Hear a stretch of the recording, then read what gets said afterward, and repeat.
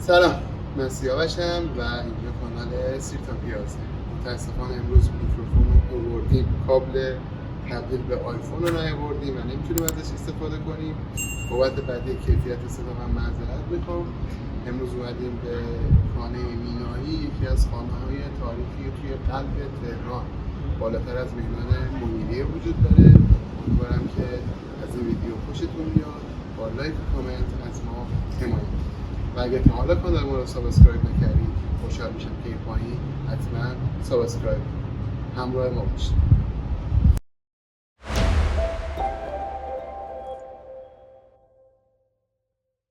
تاریخی مینایی نام خود را از آخرین ساکنان خود به یادگار دارد. خانواده مینایی. فرهاد مینایی در سال 45 این خانه را از آقا تقی رضا، یکی از قصابان متنبل تهران، خریداری کرد.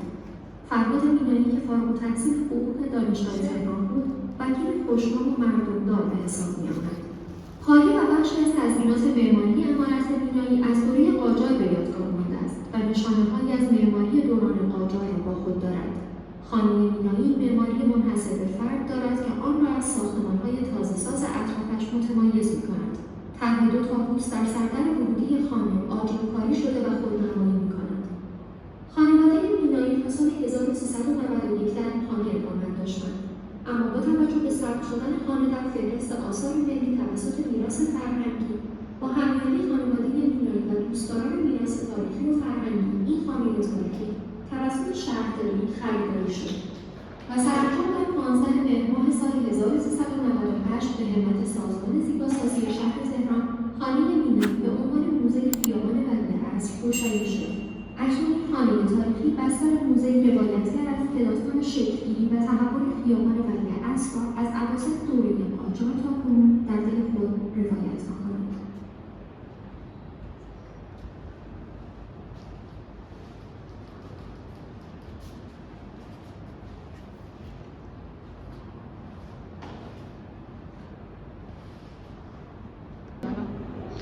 خیلی جالب. الان طبقه اول تاریخچه خیابان ولیعصر، در واقع موزه ولیعصر نام داره و الان شما توی این دیوار اتفاقاتی تا سال 1350 افتاده رو مشاهده کردیم. حالا عکسشون مجددا بغل هم میذارم که دقیق‌تر ببینید. حالا این طرف دیوار اتفاقی از سال 1360 تا 1400 افتاده. کلهم 4 قلمه که اونم از این 4 قلم 2 قلمش ایستگاه مترو، فقط ایستگاه مترو راهن، ایستگاه مترو منیریه، ایستگاه مترو چهارراه ایستگاه مترو میدون ولیعصر، زیرگذر چهارراه. کلا اتفاق عجیب غریبی تو تاریخ کشورمون تو این 40 سال نیافتاده چه برسه به خیابان ولیعصر. روی این دیواره این ور اتاق هم از آدم‌های مهمی که توی این خیابون بودن عکس گرفتن که میشه هم مهمتریناش به آیت‌الله بروجردی، مسیح دانشوری، سیمین دانشور، غلام آدینه، رخشان بنی اعتماد، ناصر حجازی عزیز، علی نصاریان، جلال آل‌احمد، شفیع کدکنی، فروغ فرخزاد و بقیه دوستان.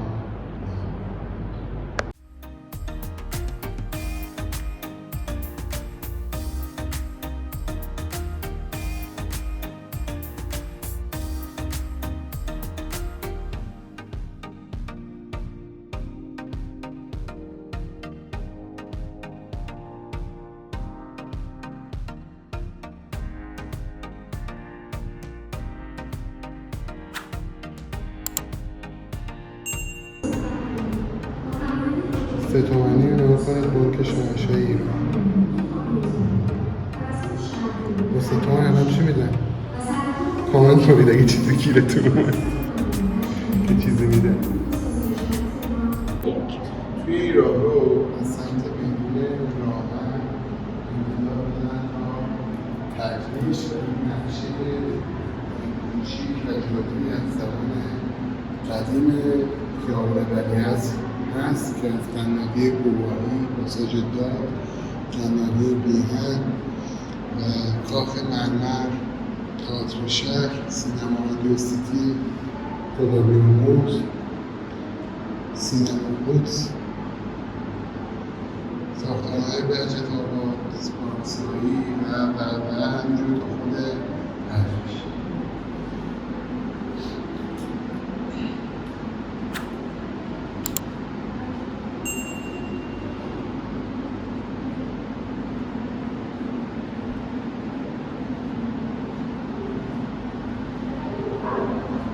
توی راهرو یه سری عکسای تهران قدیم ببینید، حالا یا سالشون نزدن یا مثل که خودشون هم سال دقیقشون نمی‌دونستن مرحله نزدن. ولی از این جاده تنش تلفن هست که اینجا ببینید این بالا هر تلفن یک تابلو اینجا بین راهنه هست و نهایتا میدان تحتش. روی این تلفن ها یک تاریخچه هست. این مهمان ها بهمون میده که خیلی جالب، من تا حالا توی هیچ موزه ایرانی همچین سیستم امکانم فیلم ندیده بودم. توی اتاق اولم که بودیم من فیلمشو براتون گرفتم روی دیوارا. یک راهنمای بسیار خوبی داشت و تقریبا 15 دقیقه از تاریخچه تهران و خیابان‌برگشت رو برامون توضیح داد. ولی خب متأسفانه چون ما میکروفون نیاوردیم امروز نتونستیم دیسکا رو رکورد کنیم و یه ویدیو خوب داشته باشیم. اگر اومدید حتما همین توضیحات کامل رو بهتون خواهم داد.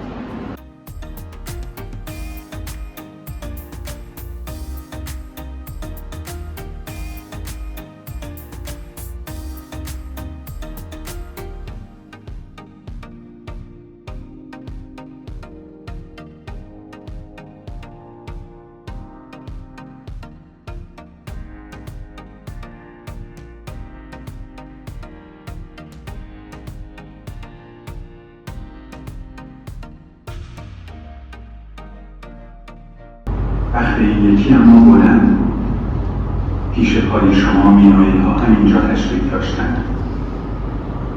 از 1345 تا همین چند سال پیش رفتند، ولی نامشان هست شاهد یادهای زیب گنبد مینایی. گاهی هم گنبد کبود، یکی بود یکی نبود، یکی بود یکی نبود. روزی در این کوچه پسری بود کریم بتینت، از این کوچه رفت و برنگشت. کوچه انشا شد کوچه شهید. ناصرخان انشا تصدیق اتومبیل چیگری صادر می‌کرد، همان گواهینامه رانندگی خودمان. همه از دور و نزدیک تهران سراغ خانه انشا را می‌گرفتند. همین ناصری بغلی. خب امیدوارم که از این ویدیو خوشتون اومده باشه. اینجا خونه مینایی بود، خونه تاریخی در قلب تهران که خانواده مینایی میشه با باعثش بودن که این خونه به همین شکل تقریبا بمونه از دوره قاجار تا به امروز. در صورتی که در کنار این خونه انشا بوده یک آدمی که در اون زمان در ابتدای دوره پهلوی بسیار معروف بوده توی تهران و مأمور دادن گواهینامه های امروزی که حالا اسم دیگه داشته تو اون دوره بوده و همه دنبال خونه اون میگشتن. ولی خب متأسفانه آن اثری از خونهش دیگه وجود نیست و نداره. مرسی که همراه ما بودید تا ویدیو بعد.